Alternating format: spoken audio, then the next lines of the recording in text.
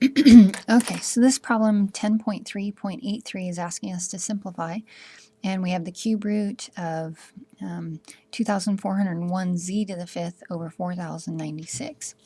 So what we want to do is we want to write these things in these numbers in their prime factored form, and also write the z in such a way that we can see what's going to come out and what's going to stay in. So the 2401, if we do a tree for that, you can use your calculator and you can see that it is not divisible by 2 or 3 or 5. But if you go up to 7, it is divisible by 7. And remember, what we're doing with a tree is we're actually just continuing this until we get to prime numbers. And so this 7 right here is prime number, so that's an endpoint of a tree, of our tree. And we're going to keep breaking this down until we hit prime numbers. So 343 is also divisible by 7, so that's 7 and 49. So this is an endpoint of a tree, and the 49 breaks down into 7 and 7. So the prime factored form for 2401 is 7 to the fourth. Okay, let's do the same thing with 4,096. So 4,096 is clearly going to be divisible by 2 because it ends in an even number. So let's just see what that is. So it's 2,048. This is an endpoint of a tree. And we're just going to keep going. This is going to go on for a while. So we're going to divide by 2. So 1,024. And then we're going to divide by 2 again. And 512. Divide by 2 again. And 2 and 256. And by 2 again, 128. And by 2 again, 2 and 64. And then 64. At some point, you'll get down to some numbers that you recognize. So I'm noticing here that, 32, I know that to be 2 to the fifth. I mean, if we continued it over here, you could just keep going. So 2 and 16 and, 2 and 8. And most people should recognize that 8 is actually 2 to the third. Okay, let's actually count how many 2's we have here. So we got 3 2's, and then 4, 5, 6, 7, 8, 9, 10, 11, 12. So 2 to the 12th is actually our 4,096.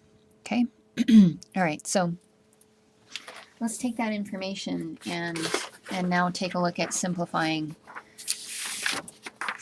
this. So I'm going to rewrite this as the cube root of 7 to the fourth z to the fifth over our 2 to the 12th.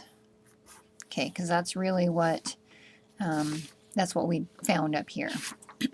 Okay, now the way that I like to explain this is that try to get the camera straightened out there. Whenever we get our index and our exponent to match, we can bring that number out, whatever the base number is. And the reason for that is that's because of this, conversion rule that we have between the radical form and the fractional exponent form. And you can see in the fractional exponent form, when these are the same, they're going to reduce to be a 1, which basically means you're done with the radical form. So I'm going to go ahead and rewrite this as the cube root of 7 cubed times 7. So I'm breaking up that 7 to the fourth, and I'm writing it that way because I want to see these matching as much as I can. The z to the fifth, I'm going to do the same thing. So z cubed and z squared.